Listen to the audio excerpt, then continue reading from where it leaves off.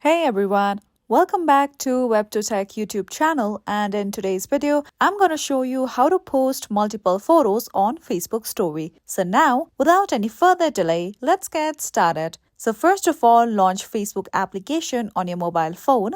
Now once opened, make sure that you are signed in to your Facebook profile. Now at the home page, you'll see the option of Create Story. Just tap on it. With that, your gallery will be opened. Now you'll see the option of Select Multiple at the top. So tap on it and you'll be able to select multiple photos that you wish to upload on your story. So let's select multiple photos. You can select as much photos as you want to upload on your story. Now after selecting photos, you'll see the option of Next. So tap on it.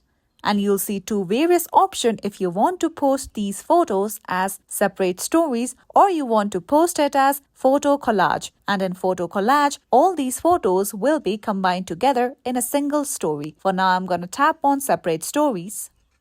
And you can see the preview of the photos that you had selected to upload on your story. And then simply tap on Share to Story at the bottom. Now just wait until your story has been uploaded on your Facebook profile.